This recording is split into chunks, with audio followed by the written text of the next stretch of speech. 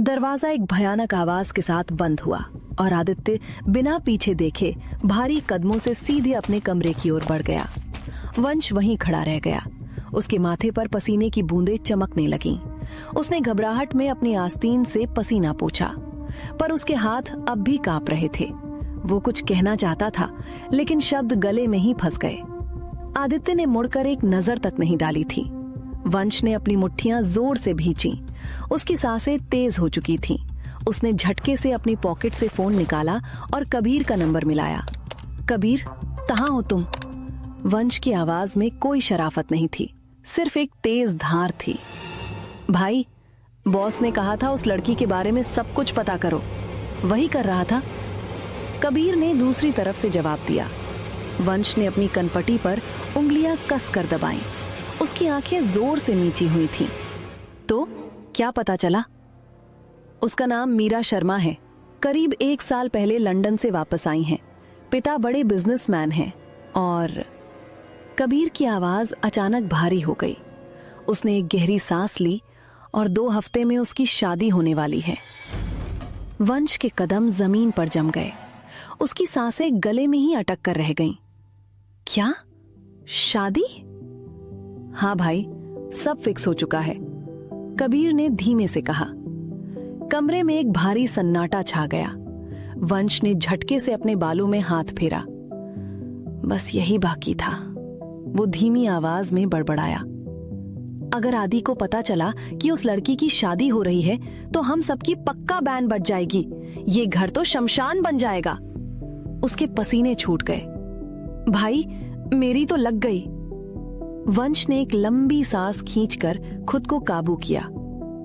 ये बात आदि को मत बताना, समझे? फोन के उस पार कबीर पल भर के लिए रुका। उसकी भारी सांस साफ सुनाई दे रही थी। सॉरी भाई, लेकिन मैं बॉस की बात टाल नहीं सकता। वंश का सब्र एक झटके में टूट गया। उसने फोन को मुट्ठी में और कस लिया। अबे, दिमाग खराब है तेरा? तू चाहता है वो तमाशा खड़ा करे? अगर उसे अभी पता चला कि जिस लड़की के बारे में वो सोच रहा है उसकी शादी होने वाली है, तो क्या होगा सोचा है? वो अपना आपा खो देगा, तबाही मचा देगा। यही चाहिए तुझे? कबीर चुप रहा। दूसरी तरफ सिर्फ सन्नाटा था। वंश ने खुद को काबू करते हुए गहरी सांस ली। एक काम कर, जो भी डिटेल बाकी है वो निकाल, उसे मैं हैंडल करूंगा। और सुन ध्यान से, जब तक वो खुद तुझे कॉल नहीं करता तू उससे कांटेक्ट मत करना। इतना तो कर सकता है ना? लेकिन मैं... कबीर हकलाया। चुप, अभी बहादुरी दिखाने का टाइम नहीं है। वंश ने उसकी बात काट दी। अगर वो वहां गया और सब कुछ गड़बड़ कर दिया तो हम सबकी लगेगी, समझ रहे हो? बस जो कहा है वो करो। कबीर ने घबराहट में थूक निकला। ठीक है, पर कोई परवर नहीं, बस। वंश ने कॉल काट दी। उसने झटके से फोन अपनी पॉकेट में ठूसा और सीधे आदित्य के कमरे की तरफ बढ़ गया। उसने दरवाजा खोला। आदित्य बिस्तर के किनारे बैठा था। उसकी नजरें जमीन के किसी खाली कोने पर टिकी थीं। उसके चेहरे पर कोई भाव नहीं था, जैसे वो इस दुनिया में हो ही ना। आदि, रेडी हो जाओ, कहीं जाना है। आदित्य ने धीरे से सिर उठाया। उसकी भौहें हल्की सी सिकुड़ी हुई थीं। अचानक? हाँ, अचानक। वंश ने धीमी आवाज में कहा। ये झंझट किसने बुलाया? वंश मन ही मन बुदबुदाया। वैसे तुम LA में ही ठीक थे, यहां वापस आए ही क्यों यार? आदित्य के चेहरे की मांसपेशियां तन गईं और उसकी आंखों में एक बर्फीली सख्ती आ गई। वो खतरनाक ठंडक जिसे वंश बहुत अच्छी तरह पहचानता था। वंश, मैंने कहा ना, उस टॉपिक पर बात नहीं करनी। आदित्य की आवाज में एक चेतावनी थी। वंश ने तुरंत अपने दोनों हाथ हवा में उठा दिए।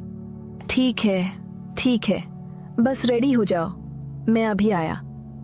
आदित्य ने बिना कुछ कहे सिर हिलाया और उठकर तैयार होने लगा। लेकिन जब वो आईने के सामने खड़ा हुआ तो उसका हाथ अपनी शर्ट के बटन पर जाकर रुक गया। उसका दिमाग फिर से उसी ख्याल में खिसकने लगा। वो चेहरा, उसकी वो गहरी आंखें, वो पल जब उसने पहली बार उसे देखा था। आदित्य के दिल की धड़कनें बेतहाशा तेज हो गईं। उसके सीने में एक अजीब सी हलचल होने लगी जो उसने अपनी पूरी जिंदगी में कभी महसूस नहीं की थी। उसने अपनी मुट्ठियां इतनी जोर से भींच लीं कि उसके पोर सफेद पड़ गए। उसने आईने में अपनी ही आंखों में घूरा। आदि, थोड़ा ज्यादा ही सोच रहे हो, बस करो। वो धीरे से बड़बड़ाया और उसने झटके से अपनी नजरें शीशे से हटा लीं। प्राइवेट जेट की विंडो के बाहर बादलों का अंतहीन समंदर बिछा था। कैबिन के अंदर एक भारी सन्नाटा पसरा था जिसे सिर्फ इंजन्स की लगातार गूंज तोड़ रही थी। आदित्य खिड़की से बाहर देख रहा था, लेकिन उसकी नजरें बादलों पर नहीं बल्कि शीशे पर उभरते मीरा के चेहरे पर टिकी थीं। वंश उसे बड़ी गौर से देख रहा था। आदित्य की वो खामोशी किसी तूफान की आहट लग रही थी। आखिरकार वंश से रहा नहीं गया। आदि, क्या सोच रहे हो? आदित्य ने उसकी तरफ देखकर एक हल्की सी मुस्कान दी, लेकिन वो मुस्कान सिर्फ उसके होठों तक सिमट कर रह गई। उसकी आंखों में एक अजीब सा सूनापन था। पता नहीं वंश, वो लड़की दिमाग से निकल ही नहीं रही। ऐसा पहले कभी नहीं हुआ मेरे साथ। कितना भी ट्राई करूं, वो वहीं है, बस वहीं। वंश ने एक ठंडी सांस भरी और उसकी आवाज में एक अजीब सा भारीपन आ गया। क्योंकि तुम पूरी तरह पागल हो चुके हो मिस्टर सिंघानिया। उस लड़की ने तुम्हारा दिमाग कब्जे में ले लिया है और तुम्हें पता भी नहीं चल रहा। अपने काम पर फोकस करो, वक्त के साथ ये सब हल्का पड़ जाएगा। किसी के पीछे इस तरह पागल होना अच्छा नहीं है आदि। खुद पर एहसान करो और उसे भूल जाओ, इससे पहले कि बहुत देर हो जाए। आदित्य अपनी सीट में पीछे की तरफ झुक गया। उसने एक लंबी सांस खींचते हुए अपने बालों में हाथ फेरा। उसकी नजरें कैबिन की छत पर टिक गईं। शायद तुम सही कहते हो, लेकिन इतना आसान नहीं लग रहा। इधर शहर में कबीर बेचैनी से कमरे में चक्कर काट रहा था। उसने आदित्य को कई बार कॉल करने की कोशिश की, लेकिन फोन कनेक्ट ही नहीं हो रहा था। हर बार वही एक जैसी मशीनी आवाज सुनाई दे रही थी। उसने खींचकर अपने होंठ भींचे और हार मानकर दारा को कॉल लगाई। दारा आदित्य का सबसे भरोसेमंद बॉडीगार्ड था। दारा, बॉस कहाँ है? कबीर सर, बॉस वंश सर के साथ LA निकल गए हैं। दारा की भारी आवाज दूसरी तरफ से आई। कबीर की भौहें झटके से तन गईं। क्या? लेकिन मुझे तो कुछ बताया ही नहीं। कबीर ने झल्लाकर अपने चेहरे पर हाथ फेरा और उसके माथे की नसें तन गईं। उसने आंखें बंद की और एक लंबी सांस छोड़कर खुद को शांत करने की कोशिश की। ठीक है, कुछ भी हो तो मुझे बताना। कॉल काटने के बाद वो कुछ देर अपनी जगह पर बुत बनकर खड़ा रहा। फोन अभी भी उसकी मुट्ठी में कसा हुआ था। अब कल तक बॉस से बात नहीं हो पाएगी, वो धीरे से बड़बड़ाया। हे भगवान, और कितना टेस्ट लोगे? दिल में कुछ कसका। अगर बॉस को मेरी वजह से कुछ भी पता चला तो मेरी तो पक्का लग गई। लॉस एंजलिस की जमीन पर प्राइवेट जेट के पहिए जोरदार आवाज के साथ टकराए। जमीन पर कदम रखते ही आदित्य का चेहरा एकदम सपाट हो गया। उसका दिमाग पूरी तरह से बिजनेसमैन मोड में आ चुका था, या कम से कम दुनिया को उसने ऐसा ही दिखाया था। एयरपोर्ट से सीधे ऑफिस की बड़ी इमारत और वहां पहुंचते ही बैक टू बैक मीटिंग्स का सिलसिला शुरू हो गया। हर प्रेजेंटेशन में वो पूरी तरह फोकस दिखता। हर सवाल का जवाब उसकी जुबान पर एकदम तेज था। लेकिन उन भारी डिस्कशंस के बीच बीच में जब भी कोई नया ग्राफ स्क्रीन पर आता, अचानक मीरा का चेहरा उसकी आंखों के सामने कौंध जाता। वो पल, वो नजर और वो अनकहा सा एहसास। आदित्य ने झटके से अपना सिर हिलाया। उसने एक गहरी सांस लेकर उन ख्यालों को जबरदस्ती दिमाग से बाहर फेंकने की कोशिश की, लेकिन वो बार बार लौट आते। आखिर में एक मीटिंग खत्म होने और दूसरी शुरू होने के बीच की छोटी सी खामोशी में उसका सब्र जवाब दे गया। उसने अपना फोन उठाया और सीधे कबीर का नंबर मिलाया। पहली ही रिंग पर फोन उठ गया। बॉस, कबीर की आवाज आई। कबीर, मैंने तुझे कुछ काम दिया था। आदित्य की आवाज में एक अजीब सी तेजी थी, बिना किसी दुआ सलाम के। बॉस, सब पता कर लिया, कल से आपको कॉल कर रहा था। कबीर ने जल्दी से जवाब दिया। उसकी घबराहट साफ छलक रही थी। आदित्य की आवाज अब और भी ज्यादा ठंडी हो गई। उसकी बर्फ जैसी ठंडी आवाज हड्डियों में चुभने लगी। तू कब से बहाने बनाने लगा, कबीर? फोन की दूसरी तरफ एक भारी सन्नाटा छा गया। कबीर ने डर के मारे थूक निगला। उसके हाथ ठंडे पड़ गए थे। आदित्य ने मेज पर अपनी उंगलियां पटकी। उसका सब्र अब टूटने की कगार पर था। अब बोलेगा? क्या पता चला? सॉरी बॉस, कबीर ने घबराते हुए कहा, और फिर बिना रुके वो सारी डिटेल्स उगलने लगा जो उसने निकाली थी। उस लड़की का नाम, उसका बैकग्राउंड, उसकी फैमिली और 2 हफ्ते में उसकी शादी है। शादी, ये एक शब्द सुनते ही आदित्य की रीढ़ की हड्डी सीधी हो गई। उसका जबड़ा इतनी जोर से भिजा कि माथे की नसें उभर आईं। उसने फोन को अपनी उंगलियों में इतनी बेरहमी से कसा जैसे वो उसे वहीं पीस कर राख कर देना चाहता हो। क्या शादी? उसकी आंखों में एक भयानक तूफान उमड़ पड़ा। उसने एक पल के लिए अपनी आंखें बंद की और एक गहरी सांस अंदर खींची। वो उस खौलते हुए लावा को अपने अंदर दबाने की कोशिश कर रहा था, लेकिन उसकी मुट्ठियां अभी भी कसकर भिजी हुई थीं। शादी? मेरी मर्जी के बिना? उसका दिमाग चीख उठा। जिस चीज पर मेरी नजर पड़ जाए उसे कोई और छू भी नहीं सकता। अब तो ये खेल शुरू हो चुका है। जब उसने दोबारा आंखें खोली तो उनमें कोई भाव नहीं था, एकदम शांत। ठीक है, उस पर नजर रख, मुझे हर सेकंड की अपडेट चाहिए।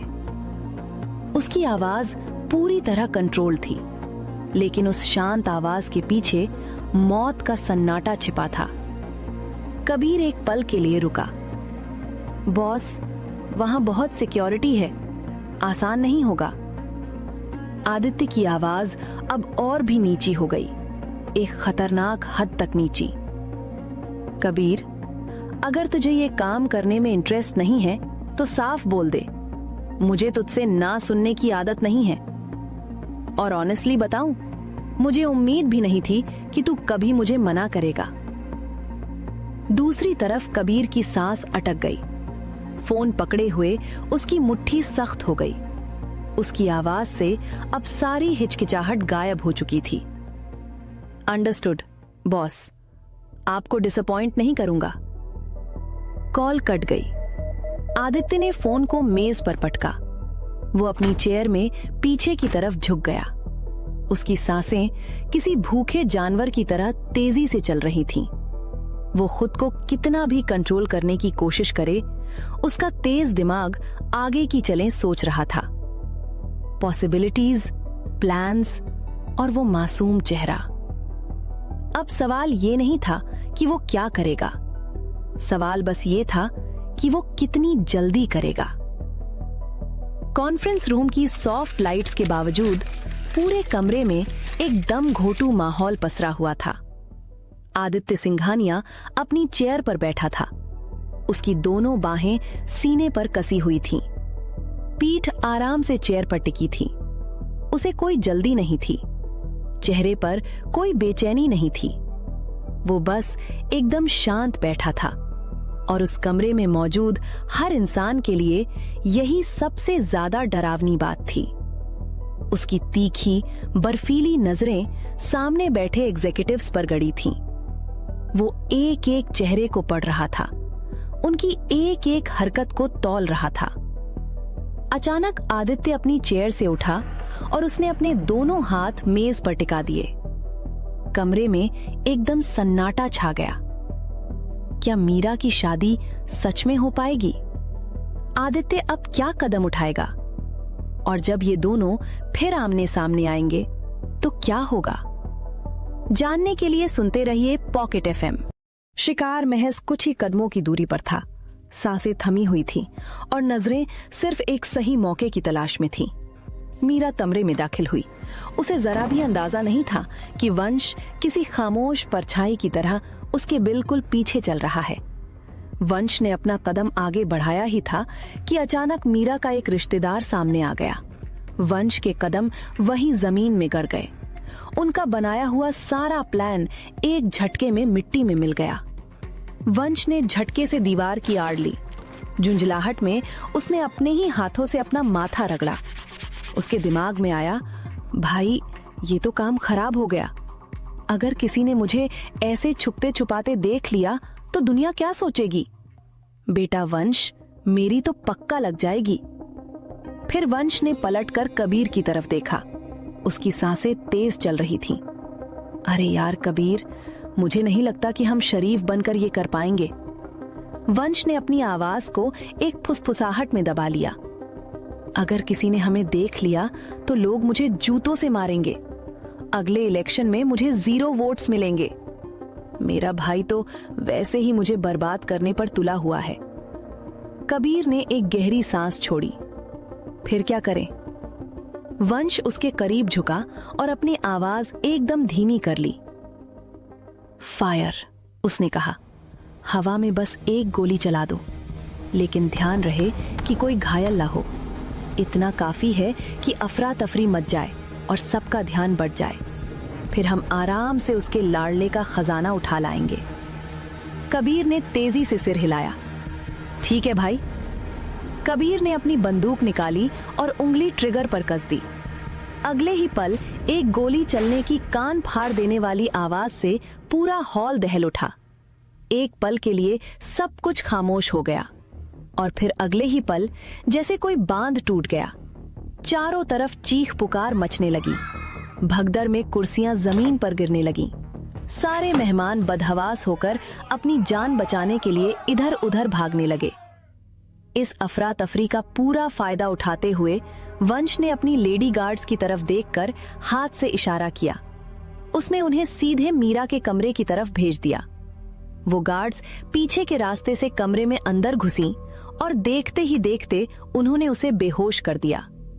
जैसे ही वो उसे बाहर ले जाने लगी, वंश और कबीर तेजी से वहां पहुंच गए। वंश ने गार्ड्स की तरफ देखकर एक हल्की सी मुस्कान दी। जरा संभाल कर, ओके? मेरे भाई की जान है वो। गार्ड्स ने अपनी हल्की हंसी दबाई। उन्होंने उस बेहोश मीरा को बहुत सावधानी से बाहर निकाला और कार में बिठा दिया। इधर आदि अपनी स्टडी में बैठा था। वो पूरी तरह से अपने ख्यालों में डूबा हुआ था। उसके हाथ में विस्की का ग्लास धीरे धीरे घूम रहा था और उसका तीखा जबड़ा पूरी तरह से कसा हुआ था। इंतजार करना आदि की आदत में शुमार नहीं था। आज का ये इंतजार उसे अंदर ही अंदर खाए जा रहा था। तभी दरवाजा खुला और वंश अंदर आया। उसके चेहरे पर एक शरारती मुस्कान खेल रही थी। आदि, तुम्हारा खजाना आ गया। आदि के होठों पर एक संतुष्टि भरी मुस्कान तैर गई। उसकी उंगलियों की पकड़ ग्लास पर और भी ज्यादा कस गई, जैसे वो ग्लास को वहीं चकनाचूर कर देगा। गुड, उसने एकदम धीमी आवाज में कहा। उसका वो एक शब्द ही पूरे कमरे का माहौल भारी करने के लिए काफी था। कबीर ने अपनी बात जोड़ी। बॉस, वो तुम्हारे कमरे में है। बिना एक भी शब्द बोले आदि अपनी जगह से उठ खड़ा हुआ।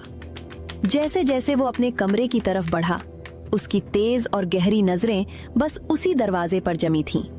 उसकी चाल में एक अजीब सा खौफ था, जिसे देखकर कबीर की रीढ़ में एक ठंडी सिहरन दौड़ गई। वंश और कबीर एक दूसरे की तरफ देखते हुए उसके पीछे पीछे चलने लगे। दोनों अच्छी तरह जानते थे कि अब जो भी होगा उसे दुनिया की कोई ताकत नहीं रोक सकती। आदि के कमरे के अंदर उन गार्ड्स ने उस बेहोश लड़की को बहुत ही धीरे से बिस्तर पर लिटाया। उनमें से एक गार्ड धीरे से बड़बड़ाई, सच में बहुत खूबसूरत है। दूसरी गार्ड मुस्कुराई, तभी तो आदि सर इस पर इतने पागल हैं। तीसरी गार्ड ने अपनी हल्की सी हंसी दबाई, बस करो, इसकी तारीफ करना बंद करो। वरना आदि सर को पता चला तो ऐसा हाल करेंगे कि जिंदगी भर पछताती रह जाओगी। जैसे ही उनकी बात खत्म हुई, दरवाजे का हैंडल घूमने की आवाज आई। दरवाजा खुला और आदि अंदर आ गया। उसकी नजर सीधे बिस्तर पर गई जहां वो बेहोश पड़ी थी। उसे देखते ही आदि का जबड़ा फिर से कस गया। उसकी उंगलियां हवा में ऐसे हिली जैसे वो बड़ी मुश्किल से खुद को उसको छूने से रोक रहा हो। वो धीरे धीरे कदम बढ़ाता हुआ उसके पास गया और बिस्तर के ठीक बगल में बैठ गया। वो बिना पलक झपकाए उसे बस घूरे जा रहा था, जैसे अगर उसने एक पल के लिए भी नजर हटाई तो वो लड़की ओझल हो जाएगी। उसकी आवाज एक गहरी फुसफुसाहट में बदल गई। तुम जितना चाहो मुझसे लड़ो जान, लेकिन तुम्हारी जगह यहीं है, मेरे पास। उसने अपना हाथ आगे बढ़ाया और उस लड़की के चेहरे से बालों की एक लट हटाई। उसका वो छूना हैरान कर देने वाला नर्म था। एक ऐसा इंसान जो सिर्फ अपनी बेरहमी के लिए जाना जाता था। उसके हाथों में ये नरमी किसी चमत्कार से कम नहीं थी। फिर वो पलटा और उसने गार्ड्स की तरफ देखा। उसका चेहरा एक ही सेकंड में बदल चुका था। उसकी आंखों की सारी नरमी गायब हो चुकी थी। उसकी आवाज में बर्फ जैसी ठंडक थी। मुझे कोई भी डिस्टर्ब नहीं करेगा। वो गार्ड्स बिना एक भी शब्द कहे फौरन कमरे से बाहर निकल गईं। उनके जाते ही पीछे से दरवाजा बंद हो गया। वंश दरवाजे के पास खड़ा था। उसने मुस्कुराते हुए पूछा, खुश अब? आदि थोड़ा पीछे की तरफ झुका।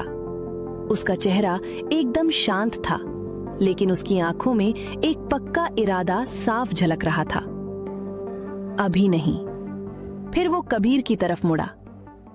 कबीर, शादी करवाने वाले को बुलाओ। मैं आज ही इससे शादी करूंगा, तभी मुझे चैन मिलेगा। ये सुनते ही कबीर और वंश दोनों पूरी तरह सन्न रह गए। कमरे में एक भारी सन्नाटा छा गया। पागल हो गया है क्या ये? वंश का दिमाग चीख उठा। अगर डैड को पता चला ना तो बेटा वो हम दोनों की लाशें बिछा देंगे। वंश बुरी तरह हिचकिचाया। आदि, सुबह सोचते हैं इस बारे में। आदि ने उसकी बात बीच में ही काट दी। उसकी आंखों का जुनून और भी गहरा होता जा रहा था। इसमें क्या सोचना है वंश? शादी आज होगी और अभी होगी। आदि की पकड़ बिस्तर की चादर पर और ज्यादा कस गई। उसने एकदम धीमी आवाज में कहा, जैसे वो खुद से ज्यादा किसी और से बात नहीं कर रहा हो। ये मेरी है और आज रात तक पूरी दुनिया को ये बात पता चल जाएगी। वंश की आंखें डर के मारे फैल गईं। आदि, कम से कम सुबह तक तो रुको, आखिर इतनी जल्दी क्या है? आदि ने बड़ी बेपरवाही से अपने कंधे उचकाए। अगर शादी सुबह करनी ही है तो अभी क्यों नहीं? वंश गुस्से से आगे आया। उसने अपने हाथ झटके। अगर मेरे बाप को पता चला तो पता नहीं वो क्या करेंगे। वो ये सब बिल्कुल भी बर्दाश्त नहीं करेंगे। आदि मुस्कुराया। वो अपनी बहू को देखकर बहुत खुश होंगे, ट्रस्ट मी। वंश ने उस पर तंज कसा।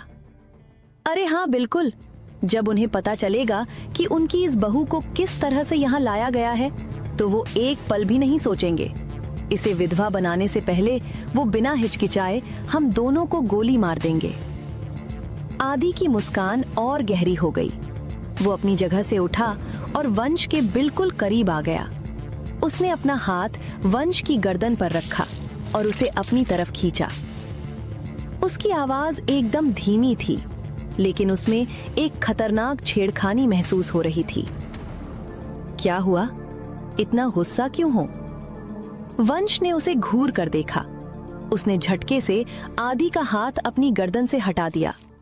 उसकी आवाज में पूरी फ्रस्ट्रेशन झलक रही थी। क्या प्रॉब्लम है इस बंदे की? पूरा पागल हो गया है ये। इस लड़की ने तेरा दिमाग खराब कर दिया है। और सच कहूं तो तुझे खुद नहीं पता कि तू क्या कर रहा है। तुझे लगता है ये कोई गेम है? आदि ने अपना सिर तिरछा किया। उसकी आंखों में अभी भी शरारत नाच रही थी। वंश, लेकिन इससे पहले कि आदि अपनी बात पूरी करता, वंश ने तीखी आवाज में उसे बीच में ही टोक दिया। अगर लोगों को इस बारे में पता चला तो मुझे जूतों से मारेंगे। आदि जोर से हंसा। जब तक मैं जिंदा हूं कोई तुम्हें नहीं मारेगा। वंश ने उसे गुस्से से घूरा। उसकी मुट्ठियां कस गई थीं। चुप कर यार, मेरा पेशेंस टेस्ट मत कर, मुझसे बात मत कर। जवाब का इंतजार किए बिना वंश तेजी से पलटा और कमरे से बाहर निकल गया। आदि उसे वहीं एक मजेदार मुस्कान के साथ जाता हुआ देखता रह गया। वंश सीधा दादी के कमरे की तरफ बढ़ा और उसने दरवाजा धकेल कर खोला। दादी अपनी जगह पर बैठी एक पुरानी किताब पढ़ रही थीं। उन्होंने थोड़ी हैरानी से वंश की तरफ देखा। दादी, तैयार हो जाइए, आपका आदि आज रात शादी कर रहा है, उसने आंखों में एक शरारती चमक के साथ अनाउंस किया। दादी के माथे पर बल पड़ गए और उन्होंने अपनी किताब नीचे रख दी। इतनी अचानक? वंश, सब ठीक तो है ना बेटा? वंश ने अपना सिर हिलाया। सब एकदम ठीक है दादी, बस आप तैयार हो जाइए। दादी ने उसके चेहरे को बहुत ध्यान से देखा।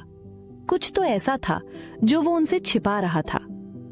जैसे ही वो पीछे मुड़कर जाने लगा, दादी ने उसकी कलाई बहुत मजबूती से पकड़ ली।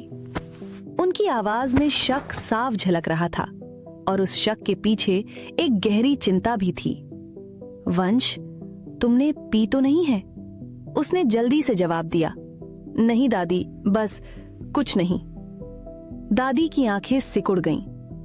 वंश, मुझे सच बताओ, आखिर चल क्या रहा है?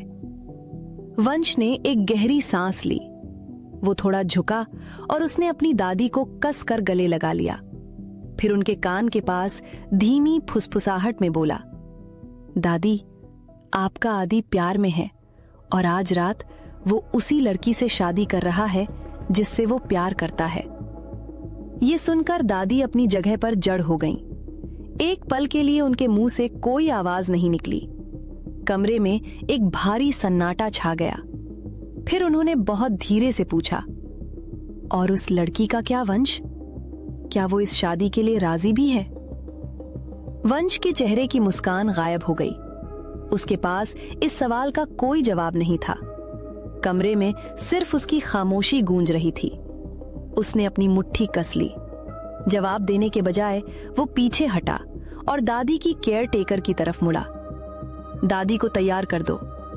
और वो बिना कुछ और कहे कमरे से बाहर चला गया।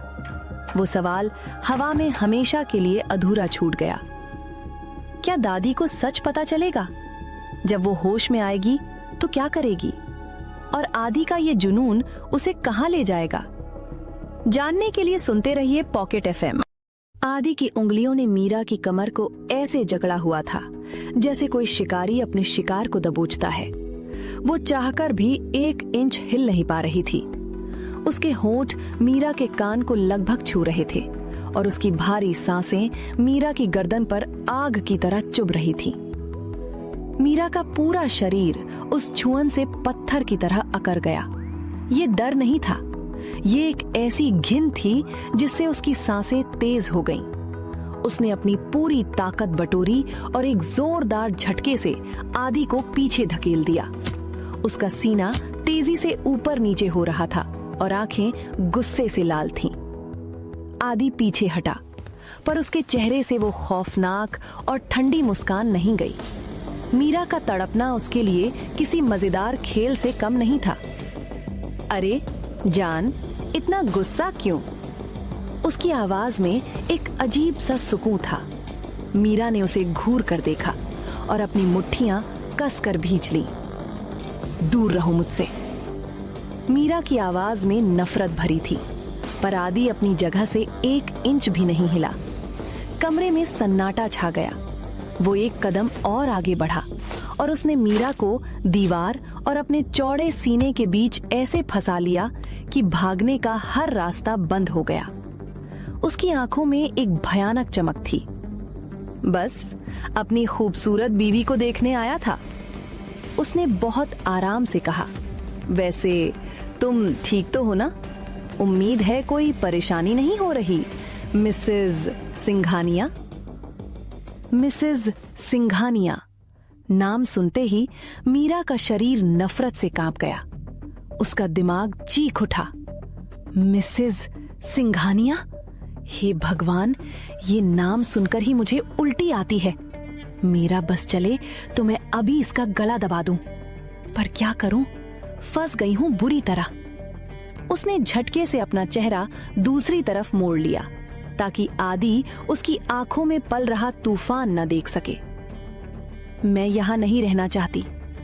उसकी आवाज कांप रही थी, पर उसमें एक खुली बगावत थी। मैं यहां से जाकर रहूंगी। आदि की जोरदार हंसी पूरे कमरे में गूंज उठी। उसने अपना सिर थोड़ा तिरछा किया, बिल्कुल वैसे ही जैसे कोई जिद्दी बच्ची की नादान बातें सुन रहा हो। अफसोस, बहुत बुरा हुआ। आदि की आवाज एकदम ठंडी हो गई। लेकिन अब तुम मेरी मौत के बाद ही यहां से जा सकती हो। कमरे में एक चुभने वाला सन्नाटा छा गया। आदि की आंखों में एक खतरनाक शरारत नाच रही थी, जो मीरा को और डरा रही थी। और ट्रस्ट करो जान, मेरा इतनी जल्दी मरने का कोई इरादा नहीं है। इन शब्दों ने मीरा के पूरे शरीर को सुन्न कर दिया। उसके पैरों के नीचे से जमीन खिसक गई। ये आदि का भरोसा नहीं था। ये आदि का वो घमंड था जो किसी की परवाह नहीं करता था। ये घमंड देखकर मीरा की आंखों में बेबसी छा गई और उसने अपनी नजरें झुका ली।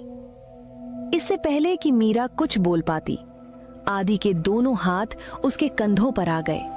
उसने बिना कोई मौका दिए मीरा को जबरदस्ती पीछे धकेला और बेड पर बिठा दिया। मुझे छुओ मत। मीरा ने पूरी ताकत से उसका हाथ झटक दिया। उसकी सांसें अटक रही थीं और आंखों के किनारों पर बेबसी के आंसू छलकने लगे थे। बच्चा, रो मत। आदि ने एक गहरी आह भरी। मीरा के गाल पर एक आंसू लुढ़क आया। वो उसे पोंछने के लिए हाथ उठाती, उससे पहले ही आदि की उंगलियों ने बेहद हल्के से उसके गाल को छुआ, बिल्कुल ऐसे जैसे वो किसी नाजुक कांच को संभाल रहा हो। जितनी जल्दी तुम इसे एक्सेप्ट कर लोगी। आदि की आवाज में एक अजीब सी नरमी थी। उतना ही अच्छा होगा तुम्हारे लिए। मैं तुम्हें कभी एक्सेप्ट नहीं करूंगी। मीरा बुरी तरह फट पड़ी। कभी नहीं। तुम्हारे दिमाग में कोई भ्रम है अगर तुम सोचते हो कि मैं ऐसा कभी करूंगी। आदि फिर से मुस्कुराया। उसने अपनी उंगलियों से मीरा चेहरा को ऊपर उठाया और उसकी नजरें सीधा अपनी आंखों से मिला दी। क्यों नहीं? मुझ में क्या कमी है? काफी हैंडसम हूं, जवान हूं, सक्सेसफुल हूं। आदि ने बड़े आराम से अपने कंधे उचकाए। लड़कियों को और क्या चाहिए? मीरा ने एक झटके से अपना चेहरा उसकी पकड़ से छुड़ा लिया और अपना मुंह दूसरी तरफ फेर लिया। तो बस एक्सेप्ट कर लो। आदि की आवाज अब एक खतरनाक फुसफुसाहट में बदल चुकी थी। मैं तुम्हारा पति हूं और अब तुम मेरी जिंदगी का हिस्सा हो। इससे कोई नहीं बच सकता जान। पर इस बार मीरा ने हार नहीं मानी। उसने अपने कांपते हाथों को पूरी ताकत से आदि के सीने पर रखा और उसे पीछे की तरफ धकेल दिया। तुम एक राक्षस हो, इससे ज्यादा कुछ नहीं। आदि धीमे से हंसा। मीरा के कड़वे शब्दों का उस पर कोई असर नहीं हुआ था। उसने अपनी बाहें सीने पर बांध ली। उसकी आंखों में अभी भी वही चुभने वाली शरारत भरी थी। शायद।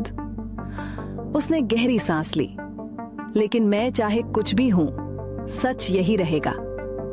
वो एक कदम और मीरा के करीब आया।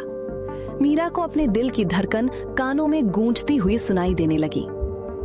मैं तुम्हारा पति हूं और तुम मिसेस मीरा आदित्य सिंघानिया मेरी पत्नी हो। आदि के चेहरे की वो ठंडी मुस्कान अब और भी चौड़ी हो गई थी। तो अच्छी बीवी बनो और कुछ खा लो। मैं नहीं चाहता कि तुम हर दिन मुझसे लड़ते लड़ते कमजोर पड़ जाओ। ये सुनते ही मीरा गुस्से से भड़क उठी। उसने पास रखा हुआ तकिया उठाया और पूरी ताकत से आदि के मुंह की तरफ दे मारा। मैं तुम्हारी बीवी नहीं हूं, यहां से जाओ। पर आदि ने उस तकिए को हवा में ही लपक लिया। उसके होठों की वो मुस्कान जरा भी कम नहीं हुई। बच्चा, मुझे लगता है तुम्हें कुछ खाना खाने की जरूरत है, इससे तुम्हें अपने पति से बहस करने में आसानी होगी। तभी कमरे में फोन के बजने की आवाज गूंज उठी। आदि ने स्क्रीन पर नजर डाली। कॉल वंश का था। उसने फोन कान से लगाया। वंश। दूसरी तरफ से वंश की तनाव से भरी आवाज आई, जो कमरे की खामोशी में साफ सुनाई दे रही थी। आदि, घर पर रहो, मैं अभी आ रहा हूं। कोई प्रॉब्लम है? ठीक है, जल्दी आओ। आदि ने बड़ी शांति से जवाब दिया। बिना कुछ और कहे वो जाने के लिए मुड़ा, लेकिन दरवाजे तक पहुंचते ही उसके कदम अचानक रुक गए। वो पलटा। उसका सीरियस मूड पूरी तरह गायब हो चुका था और वही पुराना छेड़खानी वाला अंदाज वापस लौट आया था। ओह, और जान? उसने मीरा को आंख मारी। अगली बार जब मुझे राक्षस बोलो तो उससे पहले हैंडसम जरूर लगाना। आदि सीढ़ियों से नीचे हॉल में आया। उसने देखा कि दादी सोफा पर बैठी एक किताब पढ़ रही थी। जैसे ही दादी की नजर आदि पर पड़ी, उन्होंने झटके से किताब को मेज पर रखा और सीधा सवाल दाग दिया। आदि, तुम उस तरफ से कैसे आ रहे हो? आदि के चेहरे पर एक हल्की सी मुस्कान आ गई। उसने अपने हाथ जेब में डाले। बस एक फाइल चेक करने गया था दादी, और कुछ नहीं। दादी ने शक भरी नजरों से आंखें सिकोड़ी। तुम उसके कमरे में गए थे ना? आदि की मुस्कान और चौड़ी हो गई। उसने अपने हाथ जेब में डाले और मजे से खड़ा रहा। दादी, वो स्टडी रूम भी उसी तरफ है, मैं वहां गया था। ट्रस्ट करो आदि। दादी की आवाज में एक सख्ती आ गई। ट्रस्ट शब्द तुम्हारे मुंह से बिल्कुल अच्छा नहीं लगता। आदि ने एक बड़े ही ड्रामेटिक अंदाज में आह भरी। उसने किसी थके हुए इंसान की तरह अपना माथा रगड़ा। दादी, आजकल आप अपने आदि पर थोड़ा ज्यादा ही शक करने लगी हैं। वो इसलिए क्योंकि मेरे आदि के काम मुझे उस पर भरोसा करने की कोई वजह ही नहीं देते। आदि हल्के से हंसा, फिर वो मुड़ा और दादी की केयर टेकर की तरफ देखने लगा। दादी को उनके कमरे में ले जाओ, उन्हें आराम की जरूरत है। वो आजकल बहुत ज्यादा सोच रही हैं और मैं सच में नहीं चाहता कि वो इतना स्ट्रेस लें। दादी अपनी जगह से उठी। जाने से पहले उन्होंने अपनी उंगली उठाई और आदि को कड़ी चेतावनी दी। आदि, ये मत सोचो कि मुझे नहीं पता तुम क्या कर रहे हो। उस लड़की से दूर रहो, उसे किसी चीज के लिए मजबूर मत करो। आदि ने अपने दोनों हाथ हवा में उठा लिए, बिल्कुल ऐसे जैसे वो सरेंडर कर रहा हो। दादी, मजबूर तो बहुत हार्श शब्द है। बस ये समझिए कि मैं एक मिशन पर हूं, अपनी बीवी का दिल जीतने के मिशन पर, प्यार से, और उसे ये बताने के लिए कि वो मेरे लिए कितनी मायने रखती है। दादी ने बुरी तरह झल्लाकर एक गहरी सांस ली और पीछे मुड़ गईं। ये लड़का कभी नहीं बदलेगा। वो बड़बड़ाते हुए वहां से चली गईं। उनके जाते ही आदि की आंखों में एक अजीब सी चमक आ गई। वो मन ही मन मुस्कुराया। दादी भी ना मुझे सुधारने चली हैं, पर बेटा आदि, तू कहां सुधरने वाला है? फिर वो धीमे से बड़बड़ाया, और मेरा कोई इरादा भी नहीं है दादी। आदि पलटा और सीधा कबीर की तरफ देखने लगा। उसकी आवाज से अब मजाक पूरी तरह गायब हो चुका था। वो एकदम सख्त हो गई थी। कबीर, सारी सिक्योरिटी और स्टाफ को फौरन इकट्ठा करो, कोई देरी नहीं चाहिए। कबीर ने जल्दी से अपना सिर हिलाया और वहां से भाग गया। कुछ ही मिनटों के अंदर वो सारे सिक्योरिटी गार्ड्स और घर के नौकरों के साथ वापस लौट आया। आदि हॉल में रखे बड़े से सोफा पर पीछे की तरफ टिककर बैठा था। उसकी तेज नजरें वहां खड़े हर एक चेहरे को तोल रही थीं, मानो वो सबका दिमाग पढ़ रहा हो। उसके बैठने के अंदाज में ही एक खास रौब था, एक ऐसी ताकत जिसे साबित करने के लिए आवाज ऊंची करने की जरूरत नहीं थी। तभी दरवाजा खुला और वंश तेजी से कमरे में दाखिल हुआ। इतनी सारी भीड़ देखकर उसकी भौहें तन गईं। क्या हो रहा है आदि? सबको क्यों इकट्ठा किया? आदि ने वंश को देखकर एक हल्की सी मुस्कान दी। थोड़ा रुको वंश, मुझे कुछ नई इंस्ट्रक्शंस देनी है इन्हें, इंपॉर्टेंट वाली। वंश समझ गया कि कुछ बहुत दिलचस्प होने वाला है। वो आराम से आदि के बगल वाले सोफा पर बैठ गया। उसने अपने दोनों हाथ सीने पर बांध लिए और चुपचाप तमाशा देखने लगा। आदि ने अपनी पोस्चर एकदम सीधी की और खड़े हुए स्टाफ की तरफ देखा। उसकी आवाज शांत थी, लेकिन उसमें एक ऐसी धार थी जो सिर्फ हुक्म देना जानती थी, रिक्वेस्ट करना नहीं। ध्यान से सुनो तुम सब, आज मैंने तुम्हें यहां कुछ नए रूल्स बताने के लिए बुलाया है जो बिना किसी एक्सेप्शन के फॉलो होने चाहिए। पूरे हॉल में सन्नाटा पसरा था। सब सीधे खड़े थे और उनका पूरा ध्यान अपने बॉस पर था, मीरा आदित्य सिंघानिया। आदि बोलते बोलते बीच में ही रुक गया। वो इस नाम को अपनी जबान पर महसूस कर रहा था, जैसे ये नाम बोलने में उसे एक अलग ही सुकून मिल रहा हो। सिर्फ मेरी बीवी नहीं है, जिस मोमेंट हमारी शादी हुई वो इस घर की मालकिन बन गई। वो जो भी कहे तुम उसे बिना किसी फकिंग सवाल के फॉलो करोगे। अगर वो कुछ मांगे उसे वो मिलना चाहिए। अगर वो तुम्हें कोई ऑर्डर दे तो उसे माना जाएगा, समझे? जी बॉस। सबने एक साथ सिर हिलाया। आदि आगे बोलता रहा, लेकिन इस बार उसकी आवाज एक सुर नीचे गिर गई थी। उसकी वो खामोशी बेहद खतरनाक लग रही थी। अभी वो अच्छे मूड में नहीं है। शायद चिल्लाए, शायद चीजें फेंके, शायद तुम पर चीखे भी। वो उन सब पर अपना खौफ बिठाने के लिए कुछ पल के लिए रुका। हॉल में सिर्फ लोगों के डरते हुए सांस लेने की आवाज आ रही थी। लेकिन तुम पलटकर जवाब नहीं दोगे, तुम शिकायत नहीं करोगे। क्या मीरा कभी इस कैद को एक्सेप्ट कर पाएगी? वंश की वो प्रॉब्लम क्या है जिसके लिए वो इतनी जल्दी में था? और आदि का ये नया हुक्म, क्या इससे मीरा की जिंदगी और मुश्किल हो जाएगी? जानने के लिए सुनते रहिए पॉकेट एफएम। हॉल का भयानक सन्नाटा एक चुभती हुई आवाज से टूट गया। वो आवाज किसी चाबुक की तरह सबके कानों पर पड़ी। ऐसा नहीं लगता कि इन्हें किसी का डर है। मीरा की आवाज हॉल की दीवारों से टकराकर गूंज उठी। गुस्से से उसका चेहरा तमतमा रहा था। उसने अपनी मुट्ठियां इतनी जोर से कसी कि उंगलियों के जोड़ सफेद पड़ गए। आज वो कोई लिहाज नहीं करने वाली थी। लगता तो ऐसा है जैसे ये सबके ऊपर राज करते हैं और आप सब। उसने एक एक चेहरे पर अपनी तीखी नजर गारी। उसकी नजरों से बचते हुए कई लोगों ने तुरंत अपनी आंखें नीचे कर लीं। बस बैठकर तमाशा देखते हो?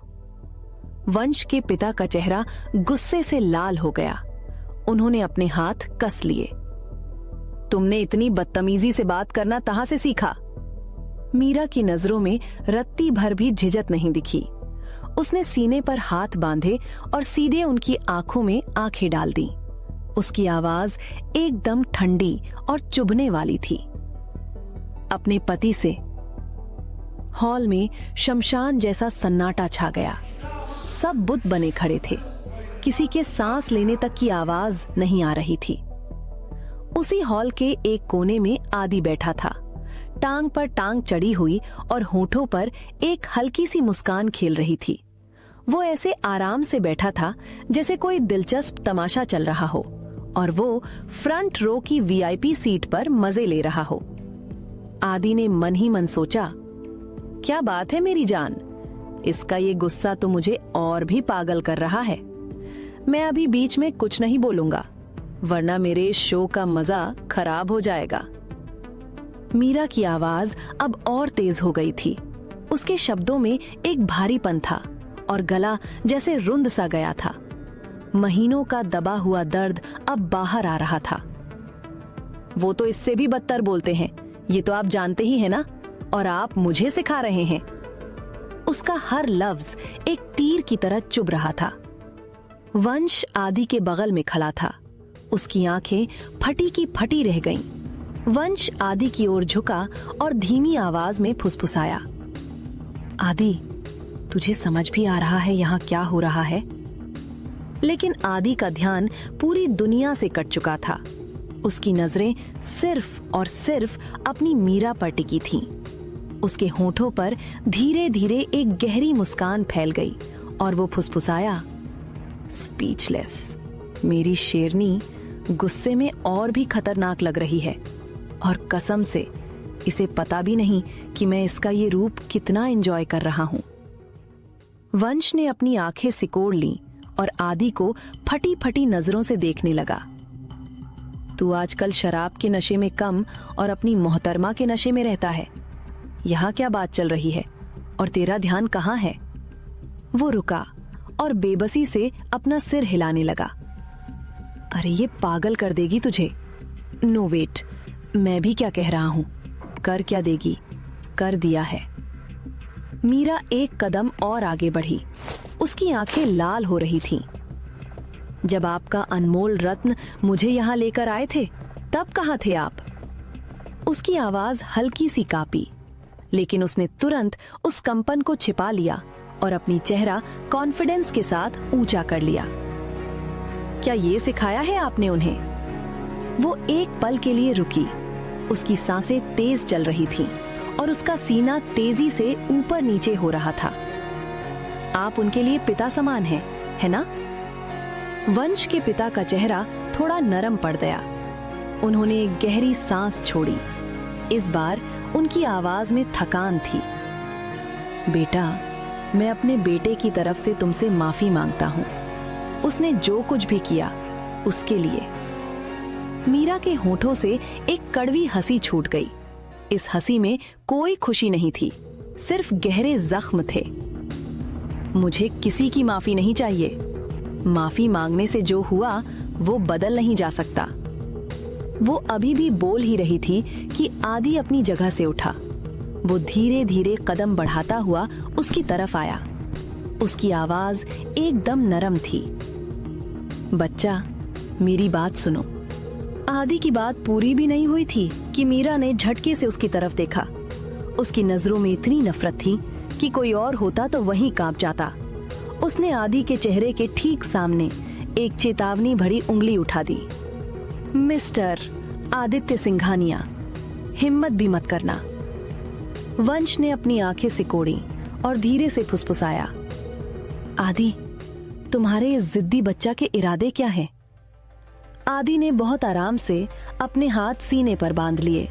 उसके होठों पर वही दीवानी मुस्कान खेल रही थी।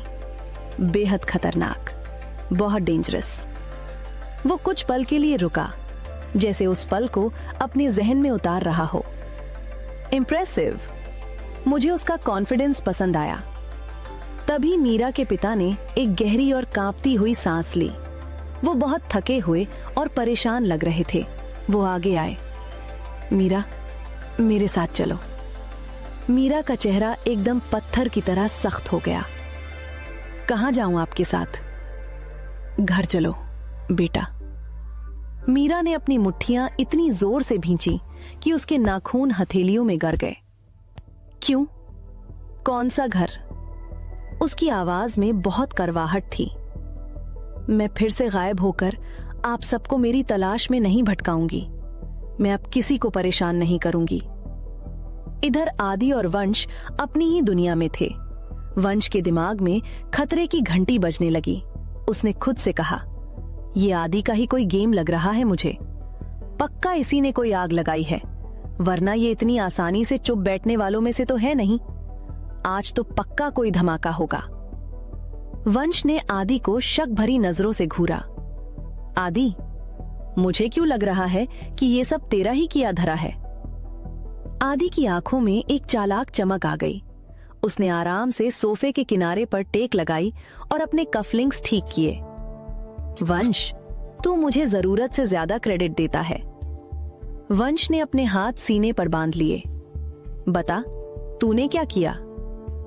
कुछ नहीं वंश, बस अपनी प्यारी जिद्दी बच्चा से थोड़ी बात की थी। वंश ने आंखें सिकोड़ लीं। मुझे पता था ये सब तेरा ही किया हुआ है। वैसे एग्जैक्टली क्या बोला तूने उसे?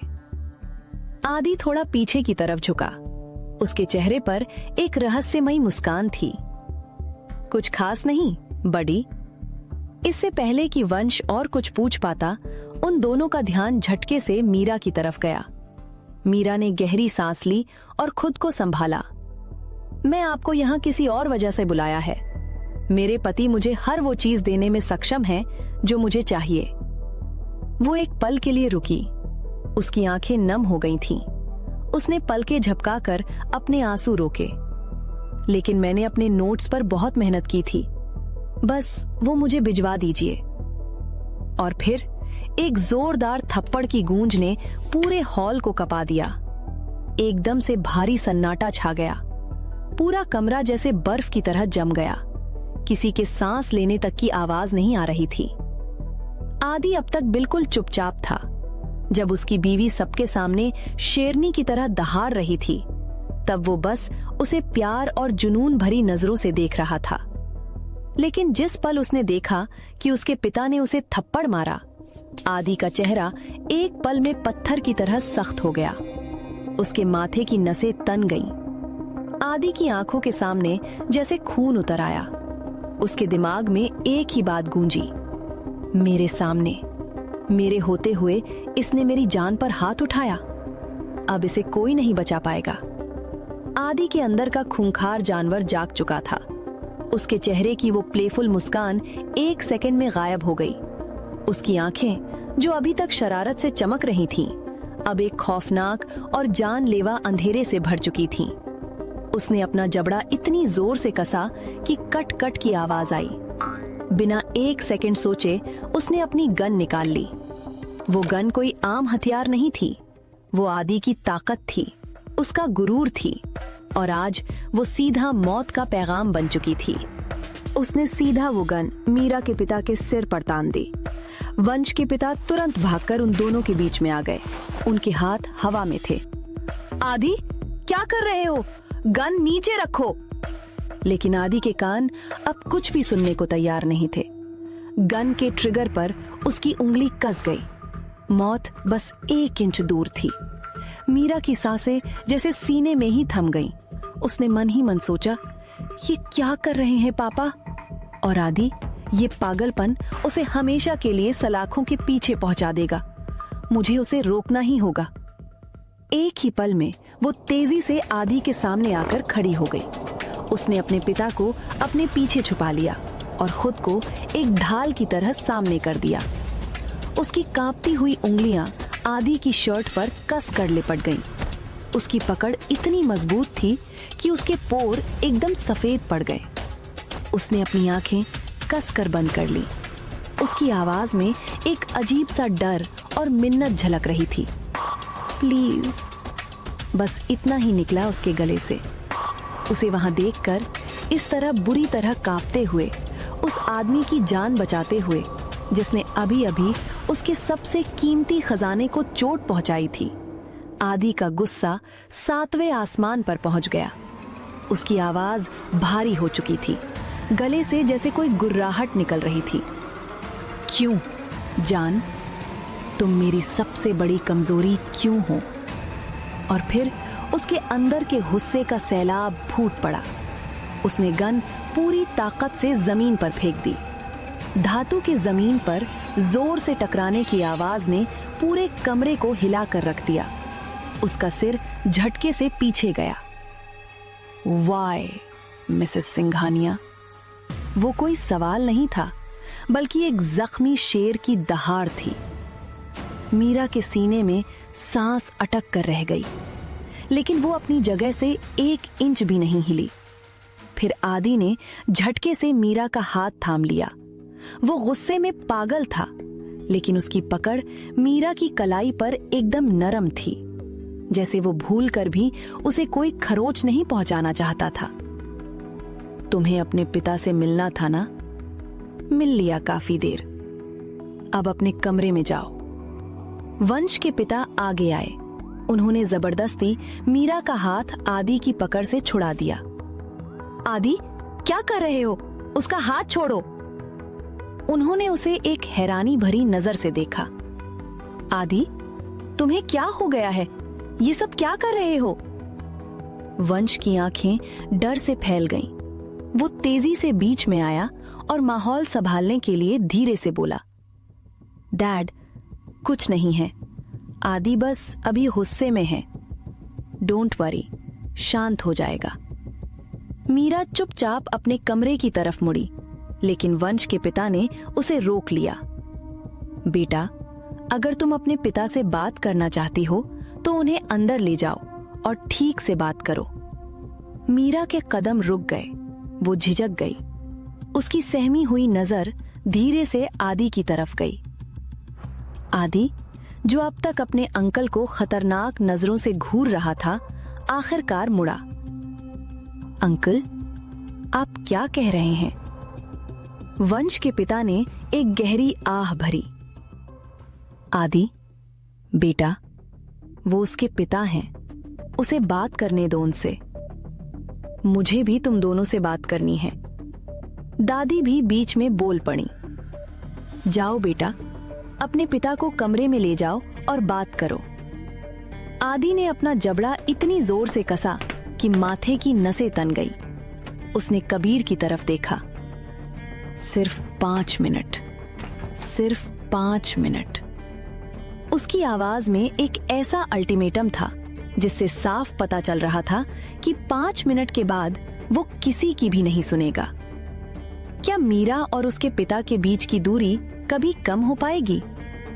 आदि का गुस्सा अभी शांत हुआ है या ये तूफान से पहले की खामोशी है? और वो 5 मिनट क्या बदल देंगे सब कुछ? जानने के लिए सुनते रहिए पॉकेट FM।